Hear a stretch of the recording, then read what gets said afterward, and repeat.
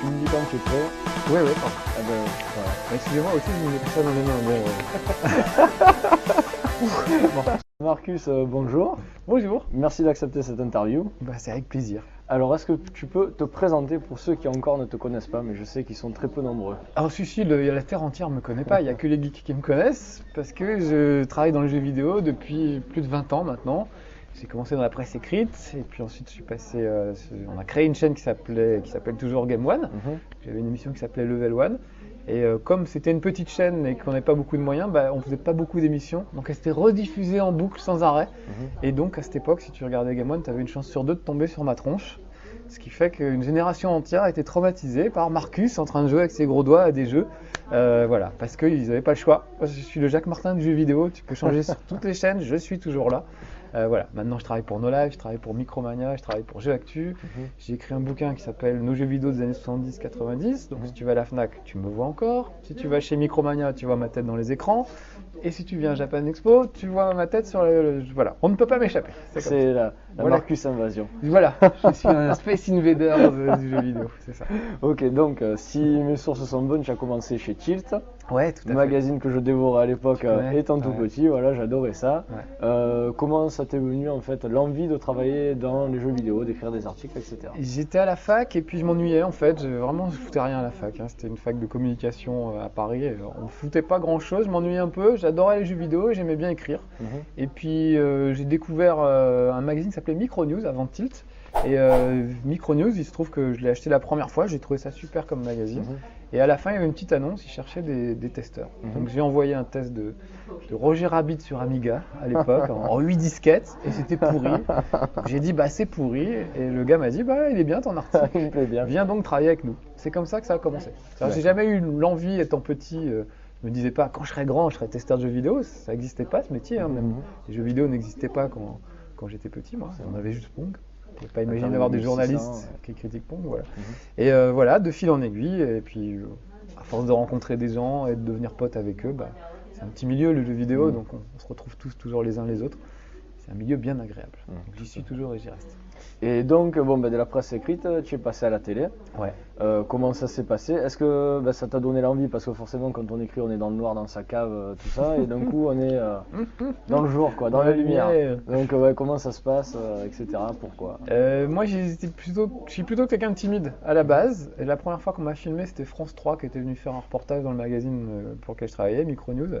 J'ai des boutons sur la figure, je transpire, je suis pas du tout à l'aise, donc j'ai jamais considéré que j'étais un très bon animateur de télé, tu vois. Mais j'adorais écrire des conneries, ça vraiment pour ça c'était super. Et à Game One, l'idée c'était pas du tout d'écrire, c'était d'improviser des choses autour d'un jeu. Mais ça se faisait dans un petit bureau, pas plus grand que cette pièce, avec un cadreur et un ingénieur du son qui étaient là. C'était mes potes, Pierre Boulet, Cédric, Greg, etc. Et donc on était entre potes, tu vois, dans une petite pièce. On se rendait pas compte qu'on faisait de la télé en fait. Donc mon but, comme la pièce était petite, c'était de faire rigoler mes deux compères, pour qu'on les entende ricaner dans les micros, parce que c'était pas isolé. Donc j'y allais sur les vannes et les conneries, et je les voyais essayer de se retenir de rire. Voilà. Et en fait, en faisant ça, tu fais aussi rire les gens qui sont derrière l'écran et qui te regardent, et puis ils sentent cette proximité, cette complicité qu'on avait entre nous, et qu'on a encore aujourd'hui avec le public. Là, j'ai passé 3 heures à faire des dédicaces, je vois que des gens souriants, super sympas, qui me disent merci, on s'est bien marré, c'est super. Bon, ça c'est entre nous, mais c'est vrai que tu n'as pas l'air d'avoir chopé le melon. Et je pense non, que c'est ce qui plaît aux gens. Voilà. C'est toujours la pêche, le sourire, et c'est kiffant. J'explique aux gens, j'ai la grosse tête, mais comme j'ai un gros corps, ça ne se voit pas. Pas mal. Et donc, Game One, No Life, etc. Donc là, sur No Life, c'est chez Marcus. Ouais. Voilà. Est-ce que tu peux nous en parler rapidement? Chez Marcus, reprend un peu le principe de Level One sur Game One, c'est-à-dire tester un jeu dans les conditions du direct pendant 20 minutes. Sachant que l'origine de Level One, c'était des gens de Canal+, qui nous ont dit comment on parle de jeux vidéo à la télé. Et moi, j'ai dit, comme dans la vraie vie, on dit aux téléspectateurs, assieds-toi à côté, on va jouer ensemble pendant le premier niveau d'un jeu, et tu verras bien si ça te plaît ou si ça te plaît pas, au bout d'un niveau, c'est suffisant. C'était ça le concept de base de Level One. Simplement, on le faisait sur un fond bleu. J'étais incrusté, ma tête était incrustée dans l'image du jeu. Ça me permettait de temps en temps de jouer avec le jeu. S'il y avait une belle fille dans l'écran, je lui faisais un petit bisou, des trucs comme ça, donc on aimait bien. Si c'était un gros poilu, c'était pareil. Voilà. Chez Marcus, c'est ce principe-là poussé à l'extrême. C'est vraiment filmé chez moi, c'est vraiment ma vraie maison. Le caméraman, c'est Alex Pilote, tape à la porte, j'ouvre, allez venez rentrer, asseyez-vous et on va tester un jeu, voilà. Et au passage, tenez, regardez, j'ai des goodies de Batman, de je ne sais quoi, et voilà. Donc c'est ce principe-là. Tu es aussi donc sur Game One. Ouais. Mon émission préférée, c'est Retro Game One. Voilà, je kiffe parce que je suis un vieux con aussi. Voilà. Donc, parle-nous-en rapidement aussi, pareil. Retro Game One, c'est une émission qui, au départ, on pensait était destinée aux nostalgiques, c'est-à-dire on retrace toute l'histoire du jeu vidéo, mais pour pas que ce soit trop pompeux, on le fait toujours avec beaucoup d'humour, avec des pauvres vannes et des costumes à 2 francs, parce qu'on faut savoir qu'on a 30 € de budget de costume sur un Retro Game One, hein, donc ça vient essentiellement de ma cave où j'ai plein de costumes, c'est toujours les mêmes si tu regardes bien qui reviennent.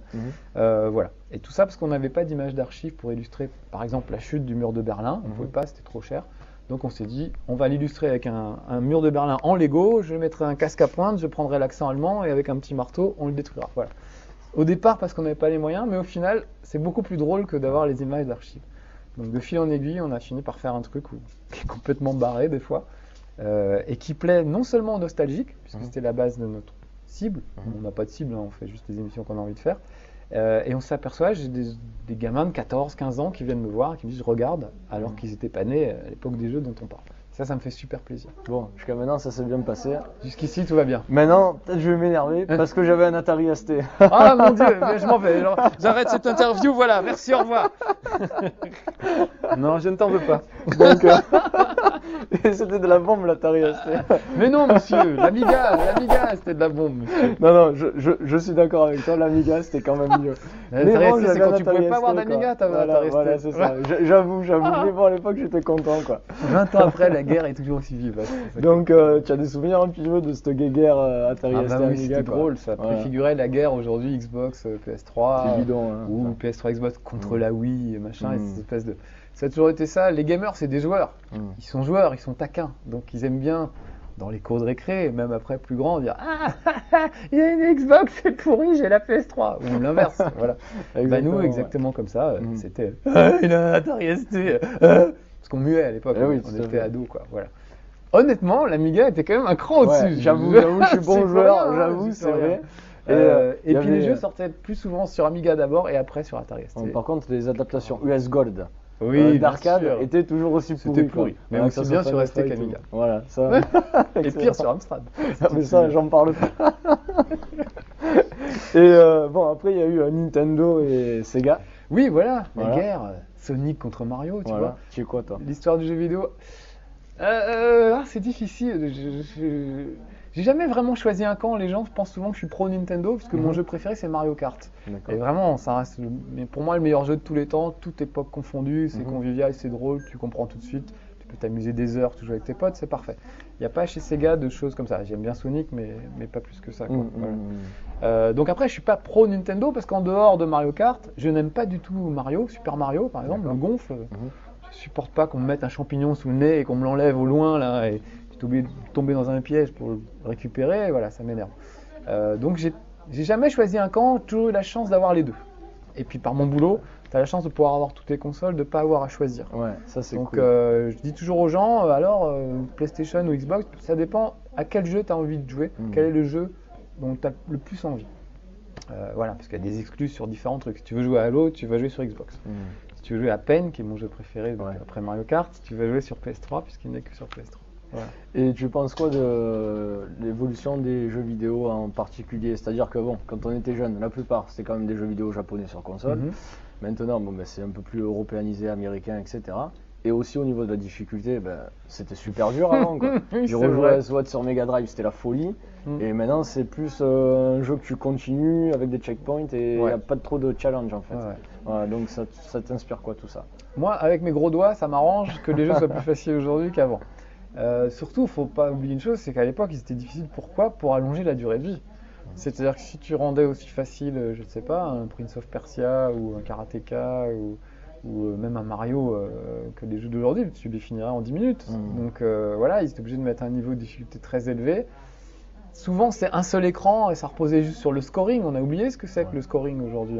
Pac-Man, c'est le même écran et tu vas le faire en boucle des centaines de fois pour augmenter ton score et tu joues pour le score en fait, comme un flipper en fait, c'est un peu ça. Aujourd'hui, heureusement, on peut raconter des histoires. Tu prends Skyrim, non seulement on raconte des histoires, mais c'est toi qui crée l'histoire. Si tu joues à Skyrim, tu feras pas les mêmes choses que ce que j'ai fait moi. C'est juste un truc fascinant. Moi, je suis plus contemplatif. J'ai jamais été pour le score et pour la compétition dans le jeu vidéo. Je trouve que c'est stupide. Il y a bien assez de compétition dans la vraie vie et dans le vrai sport. Tout à fait. Pour pas aller s'emmerder à « Ah, je suis plus fort que toi », on s'en fout de ça. Pour moi, ça se partage le jeu vidéo. C'est un jeu de société. On le partage, on s'amuse, c'est super. Dès que ça devient de la compète et tout, je respecte et je trouve ça rigolo pour les gens comme ça, mais moi, c'est pas ma tasse de thé. Plus c'est facile, mieux ça. Et ton jeu rétro préféré, si tu as un petit truc à. Un truc qui vieillit pas, c'est Bomberman. Encore des soirées avec des potes. Il y a pas longtemps. Tu et vois, on l'a mis avec les potes sur NEC. Voilà. On s'est régalé. C'est dingue, quoi. Et il y a eu des Bomberman en 3D, en 3D isométrique. Ça n'a aucun intérêt. Rien ne vaut la bonne vieille vue de dessus, bien plate, bien lisible avec les pixels. Pas les bonhommes dessinés en 3D, machin. Non. Bien vu du dessus avec le petit bonnet qui dépasse et tout, et le pompon. Et tu te fais cramer le pompon des fois au pixel près. Voilà. Et ben voilà, je trouve que ça c'est typiquement l'exemple d'un truc qui n'a pas vieilli, qui vieillira jamais. On peut essayer de l'améliorer en 3D, en autorama, tout ce que tu veux, ça sera jamais aussi bien que le premier. Voilà. Quand tu as un concept béton, ça bouge pas à travers les âges. Voilà. Très très bon jeu, ça, y a pas de souci. C'est une petite partie. Ouais, je joue bien. Et donc maintenant, tu joues à quoi là sur PlayStation 3 ou Xbox de par mon boulot, un peu à tout. Malheureusement, trop à tout parce que j'ai pas le temps de finir les jeux que j'aimerais finir. Chaque année, j'arrive à finir 3-4 jeux par an maximum. J'ai fini Mass Effect 2, j'ai fini Dead Space. Voilà, j'arrive quand même à trouver du temps. Mais là, cette année, il y a eu tellement de bons trucs à Noël. J'essaie de finir Rage, parce que j'adore cet univers à la Mad Max. J'essaie de finir Skyrim, mais c'est une illusion. J'en suis à 20 heures de jeu, j'ai rien fait à part ranger dans mon sac à dos. Voilà. Et là, je suis sur Gotham Impostor, qui est un FPS très rigolo. C'est des mecs qui se prennent pour Batman. Ils ont des pauvres costumes et ils se tirent dessus. Ils ont des chaussures à ressort, ils sautent sur des trampolines, c'est n'importe quoi. Mais j'adore moi quand c'est n'importe quoi. Ok. Et est-ce que tu peux nous parler un petit peu de ton livre alors? Parce que voilà, maintenant, comme on a dit, il y a la Marcus Invasion, mais tu es aussi à la Fnac avec ton bouquin. Voilà. Oui, tu peux pas aller à la Fnac tranquille sans me tomber dessus. J'ai écrit ça, il est sorti au mois d'octobre. Ça s'appelle Nos jeux vidéo des années 70-90. Ça retrace les tout débuts du jeu vidéo, en réalité des années 50, puisque ça a commencé en 51 à peu près, jusqu'aux années 90. Juste avant la PlayStation, on s'est arrêté avant la PlayStation. Donc ça retrace tout, la Mega Drive, la NES. Les Game & Watch, Pong, etc. Voilà. Donc j'ai essayé de faire un livre qui était presque un recueil de souvenirs de joueurs. C'est-à-dire je ne me suis pas placé en tant que « je suis Marcus, je suis un professionnel du jeu vidéo, je vais vous expliquer la vie ». Je me suis placé en tant que Marcus, gars de 12-14 ans qui découvre les jeux vidéo, qui s'éclate, les souvenirs qu'on en a tous, les premières émotions qu'on peut avoir, les rigolades entre copains, etc. Donc c'est un peu personnel, mais en même temps, tous les joueurs ont vécu un peu les mêmes trucs. J'ai toujours le même exemple, c'est Decathlon, où tu devais faire courir un petit bonhomme pour lui faire du 110 mètres haies, et tu avais une manette d'Atari ST que tu branlotais comme ça. Voilà. Et plus tu branlotais vite, plus le mec allait vite. Donc on s'est tous retrouvés dans des chambres d'ados à 3 ou 4 mecs, comme ça, et à se regarder voilà. Et ça, c'est typiquement le genre d'anecdote que j'ai voulu mettre dans le livre, parce qu'on les a tous plus ou moins vécus. C'est pas dans les livres d'histoire habituels du jeu vidéo, mais moi c'est ça que je voulais montrer, c'est ça qui m'éclate. Bon, on me fait signe que c'est bientôt mon fini. Dieu, on a des vigiles c'est trop dommage parce que j'aurais bien aimé parler plus.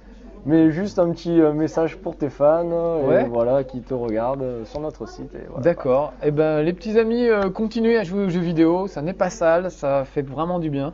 On s'amuse entre potes, on s'éclate. Puis voilà, retrouvez-moi où vous voulez, hein, sur Game One, sur No Life, sur Micromania, sur Jeux Actu, ou à la Fnac, ou ici, à Japan Expo. Je suis partout, vous ne pourrez pas m'échapper, je vous aurai. T'auras vu mes caries à la fin.